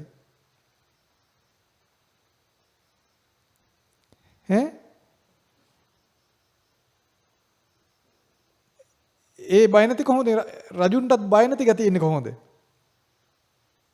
ඒක තමයි ආර්ය වූ සීලය. මිනිස්සේ නිර්භය භාවයට පත් කරනවා. ඒකට තිබුණ ආර්ය වූ සීලය ඒ බාසුන් නැලාට. මොකද්ද මේ ආර්ය වූ කියලා කියන්නේ? නොපිරිහෙන ස්වභාවය. දැන් ඔන්න මතක තියෙන්න ඕන. දැන් මේව මතක තියන්න අමාරු නෑ නේද? දැන් ඔබ ඉගෙනගෙන නෑ. දැන් හිතන්න බලන්න අපි ඉස්කෝලේ ගිහින් නෑනේ ස්වාමීන් වහන්සේ හරි වැඩේ. අපි A level fail ගණන් fail O level ගණන් fail අපට මතක බෑනේ ස්වාමීන් වහන්සේ කියන දැන් බෑ ඕනේ. තේරුණාද? ඇයිද මේක මතක තියාගන්න කොයි විභාගේ පාස් වෙන්න ඕනද? සහතිකේ ඕනද? පිරිහෙන්නේ නැති සීලය මොකද්ද? ආර්ය වූ සීලය. එදා අර කොසල් රජු ළඟ හිටපු වඩු බාසුන් නැහැ ළඟ තිබුණු සීලය මොකද්ද? ආර්ය වූ සීලය. දැන් ඔබගේ සීලය කොයි වගේ එකක්ද? දැන් ඔබ බලන්න ඕනේ. මම දන්නේ මට තේරෙන්නේ නැහැ නේ. මොකද ඔබනේ ගෙදර ගියාම දන්නේ ඔබට පුළුවන් ද ඒ සිල්පද පහ ආරක්ෂා කරන් ඉන්න බලන්න ඔබ දැනගන්න ඕනේ. එක ගෙදර රණ්ඩු කරගන්න එපා. අපි ගැන බලන්න එපා නේද? මොකද අපි තනි තනියනේ මැරිලා යන්නේ. තනි තනියෙන් මැරිලා යනකොට මොකද තාත්තා මැරෙනකොට අම්මා ඇවිදින් බිරිඳ මැරෙද්දී ස්වාමියා ඇඬුවා දෙඩුවට මේ පුළුවන් ද මේ යාව බේරගන්න අපායෙන්? ස්වාමියා මැරෙනකොට බිරිඳට පුළුවන් ද මේ අපායෙන් බේරගන්න? බෑ. ස්වාමියා දැනගන්න තමන්ගේ සීලය ආර්ය සීලයක් බවට පත් කරගන්න. බිරිඳ දැනගන්න බිරිඳගේ සීලය ආර්ය සීලයක් බවට පත් කරගන්න. ඒතර ස්වාමියා බිරිඳ අනුග්‍රහ කරන එකිනෙකාට ඔයත් කොහොම හරි සීලයට එන්න. මාත් සීලයට එන්නම්. අපේ සීලය අපි පිරිහෙන තේ පත් කරගමු කියලා එකිනෙකා කතා කරගෙන සිල්වත් වෙන්න ඕනේ. ඒවයි මනුස්සකම් කියන්නේ. දරුවන්ට දෙමාපියෝ කියන්නේ පුතේ ඔයගොල්ලෝ සීලය රැකගන්න, පිරිහෙන්න දෙන්න එපා. ඒක ආරක්ෂා කරගන්න ඕනේ. දරුවෝ දෙමාපියන්ට කියන්නේ තාත්තේ අම්මේ සීලය ආරක්ෂා කරගන්න, පිරිහෙන්න දෙන්න එපා. නැත්තම් මලන් පස්සේ අපි කොයි කවුරුත් අපායයි නේද? අම්මා අපාය යනකොට පුතාලා අකමැති වෙන්න ඕන. බිරිඳ අපාය යනකොට ස්වාමියා අකමැති වෙන්න ඕන. ස්වාමියා අපාය යනකොට බිරිඳ අකමැති වෙන්න ඕන. ඒකයි ආදරය කියන්නේ. දැන් බිරිඳ ස්වාමියා ආදරේ, දරුවෝ දෙමාපියන්ට ආදරේ කියනවා. ඒ ආදරේ මොකද්ද? සාමාන්‍ය ලෝකේ තියෙන ආදරේ මොකද්ද? සීලේ පිරිහීම පිණිස පවතින ආදරයක්. ආර්ය වූ සීලේ නොපිරින සීලයක් තුලත් ආදරය තියෙනවා. නැත්තේ නෑ. ඒ සීලය තමයි වඩා හොඳ මක් නිසාද ඊටා හොඳ ආදරය තියෙනවා. ඊටාම සීලවන්ත කෙනා තුල ඊටා යහපත් ආදරය තියෙනවා. ඊටා යහපත් සීලේ නොපිරින සීලෙන් යුක්ත ස්වාමියා තුල නොපිරිහෙන ආදරයක් බිරිඳ කෙරෙහි තියෙනවා. නොපිරිහෙන සීලෙන් යුක්ත බිරිඳ තුල නොපිරිහෙන ආදරයක් ස්වාමියා කෙරෙහි තියෙනවා. නොපිරිහෙන සීලෙන් යුක්ත දෙමාපියන් තුල නොපිරිහෙන ආදරයක් දරුවන් කෙරෙහි තියෙනවා. නොපිරිහෙන සීලෙන් යුක්ත දරුවන් තුල නොපිරිහෙන ආදරයක් දෙමාපියන් කෙරෙහි තියෙනවා. සීලේ පිරිහෙන තැන ආදරේ පිරිහෙනවා. ස්වාමියාගේ සීලේ පිරිහෙනකොට ආදරයට මොකද වෙන්නේ? දැන් ඔය පිළිගන්නද මං කියන්නේ? බිරිඳගේ සීලය පිරිහෙනකොට ආදරයට මොකද වෙන්නේ? නේද? පිරිහෙනවා. එක පිට එක පිරිහෙනවා. සීලේ පිරිහෙනකොට ආදරේ පිරිහෙනවා. වචනේ පිරිහෙනවා. අවංකකම පිරිහෙනවා. නේද? බොරු, සටකපට බව, පරුස බව, නපුරු බව, කුරිරු බව, කෙරවලක් නැති පාප ක්‍රියා මතුවෙනව නේද? සීලේ පිරීමෙන්. ඒතර ආදරයට මොකද වෙන්නේ? නේද? ආදරෙන් එකතු වෙන බිරිඳ ස්වාමියාගේ ආදරයට මොකද වෙන්නේ? අන්තිම මරා ගන්නවා නේද? මැරෙන්න කලින් තිරිසන් ලෝකයට යනවා නේද? මිනිස් ජීවිත තුල තිරිසනුන් බවට පත් වෙනවා නේද? ඒතර බලන්න බුදුරජාණන් වහන්සේ බිහිවීමෙන් අපට දායාද කර දේ කොයිතරම් ශ්‍රේෂ්ඨ දෙයක්ද? ඒවා අපි දන්නවා නම් අපි වෙසක් එකට ගෙවල් ලස්සන සරසයි. ලස්සන සරසලා සමරයි. ඒට වඩා හිත ලස්සන කරගන්නවා. බබලෙන සිතෙන් ගෙවල් බබලවාවි වෙසක් දවසට බුදුරජාණන් වහන්සේගෙන් අපට ඇත්තට ලැබුණේ මොනවද කියලා දන්නවනම් සැබෑම ආදරය, නොපිරින ආදරය මිනිසුන්ට ලැබුණේ බුදුරජාණන් වහන්සේගෙන්. නොපිරින ආදරය බිරිඳට ලැබුණේ, ස්වාමියාට ලැබුණේ බුදුරජාණන් වහන්සේගෙන්. ඇයි මේ ආදරේ පිරිහෙන්නේ? ඊතා යහපත් මිනිසු ආදරේ පිරිහීමෙන් රණ්ඩු වෙනවා නේද? ඊතා යහපත් බිරිඳ ස්වාමියා, ආදරෙන් හිටපු බිරිඳ ස්වාමියා රණ්ඩු වෙලා ඇඬු කඳුලෙන් උයාගත්ත බත් මාළු කා ගන්න බැරුව ගෙවල් වල ඉන්නව නේද? ඒ මොනවා වෙලාද? සමහරට ඕන තරම් භවභෝග තියෙනවා. මිනිසුන් අඬමින් වැළපෙමින් ඉන්නවා. මොකක් වෙලාද? ඒ ආදර කරුණාව නැති වෙලා ගිහිල්ලා. ඊටා යහපත් ළමයි, අම්මලා ඇස් වගේ හදපු ළමයි මුරණ්ඩු වෙලා, ළමයි දරුණු වෙලා, මෘගයෝ වගේ අම්මලා ඇඬෝ කඳුලෙන්. එමෙ තියනව නේද ලෝකේ? ඒ ආදර සෙනෙහසට මොකද උනේ? ඇයි පිරිහුනේ ආදර සෙනෙහස? සීලය පිරිහීමෙන්, වෙන එකකින් නෙවෙයි. ඒ සීලේ නොතිබුණාද කලින්? නොතිබුණාද සීලය? තිබුණා. සමාදන් වුණා. රැක්කා. හැබැයි පිරිහුණා. ඒ මොකද? ඒ අයියේ ආර්ය සීලය අවබෝධ නොකිරීමෙන්, ප්‍රත්‍යක්ෂ නොකිරීමෙන් සීලය පිරිහුණා. දැන් මනුෂ්‍ය භාවයේ තිබුණට තිරිසන් ක්‍රියා කෙරෙනව නේද? പ്രേත ක්‍රියා කෙරෙනව නේද? මරණින් මත්තේ කොහෙද යන්නේ? බලන්න බුදු කෙනෙක් පහළ වෙලා අපට ලබා දෙන ඊටාම යහපත් ආදරය, ඊටා යහපත් සෙනෙහස ලෝකයට දායාද කරන බුදුරජාණන් වහන්සේ. පැහැදිලිද? මේක දන්නා දෙමාපියන් දරුවන් ඒ තම තමන්ගේ ආදර සෙනෙහස රැකගන්න කුමක්ද කරන්න ඕන?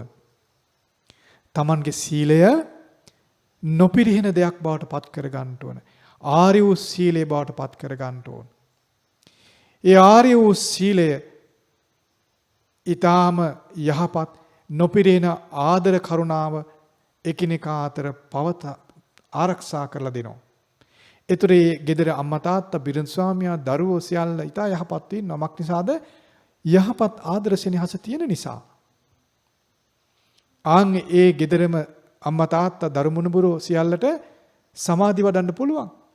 ඒගොල්ල කරන රස්සාව කය වේසනවද හිත වේසනවද කියන ප්‍රශ්නේ බලපාන්නේ. එයා බාස්ද ගොවියද කම්කරුවද ඒක බලපාන්නේ. එයාට සමාධි වඩන්න පුළුවන්. මක් නිසාද? එයාගේ සීලය නොපිරිහෙන දෙයක් නිසා. දැන් සීලය පිරිහෙනවා නම් බාස්තුනත් එකයි උපාධිකාරයා වුණත් එකයි එයාට සමාධි වඩන්න බෑ. ඒ දෙන්න වෘතියෙන් වේවා තනතුරෙන් වේවා අහස පොළොව වගේ වෙන්න පුළුවන්. නමුත් ස්වභාවයෙන් එක වගේ සත්තු වගේ. ස්වභාවයෙන් ප්‍රේතයෝ වගේ. දැන් බලන්නකෝ මහා උගත්තු මහා ධනවත්තු හිඟන්නු එකම බාරක එකම තැබෑරුමේ එකම කෝප්පෙන් බොනවනේ.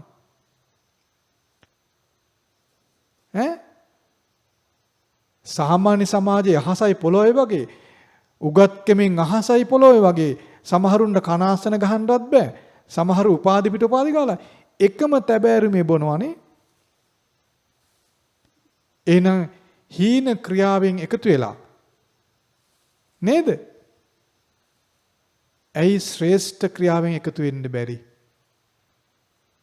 ශ්‍රේෂ්ඨත්වයේදීත් එකතු වෙන්න පුළුවන්.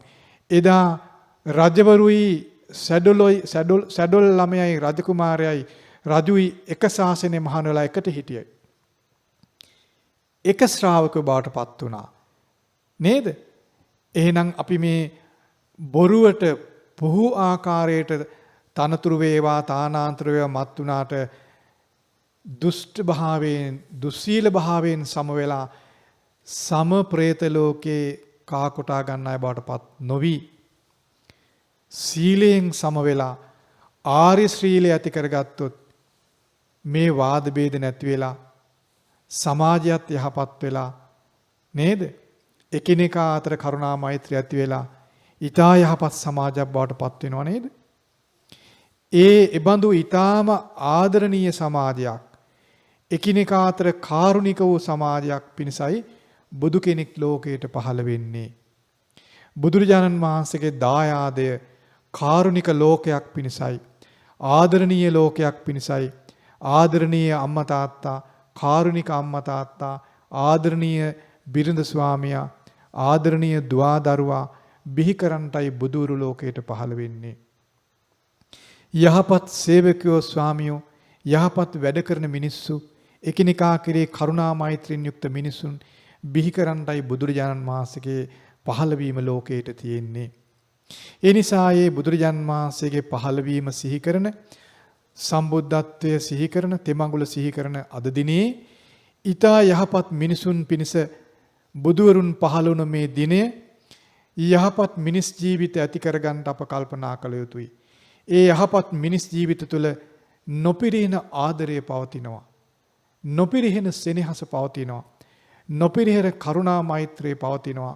නොපිරිහෙන හිත මිතුරුකම් පවතිනවා. ඒ අම්මා තාත්තා දරු මුණුබුරෝ ඒ බිරිඳ ස්වාමියා ඒ ගම්බිම් ඒ රට රාජ්‍ය යහපත් ඒවා මනෝරාජ්‍යයන් නොවේ. මේ ලෝකේ ඇත්තෙන්ම පැවතුණු රාජ්‍යයන්. අපේ රටේ අතීතයක් එහෙම තිබුණා. මිහිඳු මහරහතන් වහන්සේගෙන් පැවතෙන ඒ කාලයේ මේ රට මෙබඳු ඊටා කාරුණික මිනිසුන් බිහි වුණ කාලයක් තිබුණා. ඒ මිනිසුන්ට ආදරය කළා. ඒ මිනිසුන්ට කරුණාව දැක්වුවා. ඒ මක් නිසාද ඒ අය ආර්ය භාවයට පත් වූ අය. නොපිරින සීලය තිබුණා. ඒ නිසා ඒගොල්ලන් ආර්ය ස්වභාවයෙන් යුක්තයි. ඒ ආර්ය ශ්‍රාවකයෝ කම්කරුවෝ කුඹුරු කොටපු අය, ඇලවේලි හදපු අය, පාරවල් හදපු අය. ඒගොල්ල හදපු ඇලවේලි අදත් තියෙනවා. ඒගොල්ලෝ හදපු පාරවල් අදත් තියෙනවා. නේද? ඒගොල්ලෝ අස්සද්දපු කුඹුරු අදත් තියෙනවා. ඒ ආර්ය වූ මිනිසුන් ශ්‍රේෂ්ඨ භාවයට පත් වූ මිනිසුන්ගේ ක්‍රියා ශ්‍රේෂ්ඨයි. මක් නිසාද ඒගොල්ලෝ ළඟ නොපිරිහෙන ආදරයක් තියෙනවා. ඒගොල්ලෝ ළඟ සමාජයේ කෙරේ පැතිරුණු ආදරයක් තියෙනවා. ආර්ය ශ්‍රාවකයාගේ ස්වභාවයයි. එබඳු මිනිසුන් බිහි කරන්නයි බුදුවර ලෝකයට පහළ වෙන්නේ. අපේ සමාජයේ මෑත ඉතිහාසයේ එබඳු සමාජයක් අපට තිබුණා. ඒ අනුරාධපුර ආදී යුගවල අපේ රටේ ආර්ය ශ්‍රාවකෝ හිටියා. ඒගොල්ලන්ගේ නොපිරින ආදරය, මිනිසුන් කෙරෙහි පැතිරුණු ආදරය, පුළුල් ආදරය නිසා ඒගොල්ලන්ගේ ක්‍රියාවෙන් බිහිවුණු ඒ යහපත් ක්‍රියා අදටත් අපට සෙනෙහස මත පවතිනවා. අපේ සැප පිණිස ඒගොල්ලන්ගේ ක්‍රියා පවතිනවා. ආර්ය භාවයට පත් නොවුණුන් අම්මා තාත්තගේ ක්‍රියා දරුවා මත පවතින්නේ වේදනාව කර්කස භාවයේ පිණිස. ආර්ය භාවයට පත් නොවූ ස්වාමියා බිරිඳගේ ක්‍රියා එකිනෙකා කෙරෙහි වද වේදනා පිණිස පවතිනවා. ආර්යත්වයට පත් වුණු බිරිඳ ස්වාමියා දෙමාපියන් දරුවන් එකිනෙකා කෙරෙහි පවත්වන ක්‍රියා එකිනෙකාට සැප පිණිස පවතිනවා. ඒ අය බාසුන් නැහැද, කම්කරුවද, වහලද කියලා හේත් අදාළ වෙන්නේ නැහැ. බුදුරජාණන් වහන්සේ වැඩ සිටි කාලේ ගෙවල් වල සේවකයෝ පවා ආර්ය ස්වභාවයට පත් වුණා. දසිදස්ස පවා ආර්යත්වයට පත් වුණා. රජුගේ සිට දසිදස්සා දක්වා ආර්ය වූ සීලය, ආර්ය වූ සමාධිය අවබෝධ කළා. සමස්ත සමාජයේම නොපිරින ආදරයෙන් යුක්ත වුණා. අපේ රටෙත් එහෙම යුගයක් තිබුණා. ඒ ධර්මයේ මිහිඳු මහරහතන් වහන්සේ අපට දායාද කළා. අපේ අතීතයේ මුතුන් මිත්තෝ අපිට ආසන්න ඉතිහාසයේ එහෙම යුගයක් අපට තිබුණා. අපට එහි උණුසුම තාම දැනෙනවා. අපට ඒ සෙනෙහස තාම දැනෙනවා. මේ ලංකාවේ ඔබ අපට අපේ මුතුන් මිත්තන්ගේ නොපිරින ආදරයේ සෙනෙහස එහි උණුසුම තාම අපි විඳිනවා.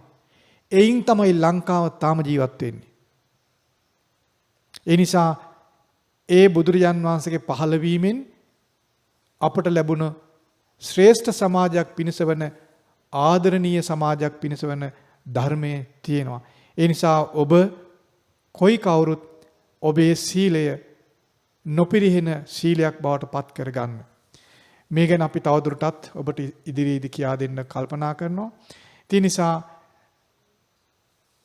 බුදුරජාණන් වහන්සේගේ උතුම් තෙමඟුල සිහි කරන අද දිනේදී තම තමාගේ ජීවිතය නොපිරිහෙන ආදරණීය ජීවිතයක් බවට පත් කර ගැනීම පිණිස, නොපිරිහෙන මිනිසුන් බවට පත්වීම පිණිස ඊතා යහපත් ආකල්පයක් ඇති කරගන්න අපි සියලු දෙනාට සෙත් පතනවා. මේ උතුම් දිනේදී ඔබේ ජීවිතය ආර්ය ශ්‍රාවකත්වයේ පිණිස ඔබට වාසනාව උදා වේවා. සාදු සාදු සාදු.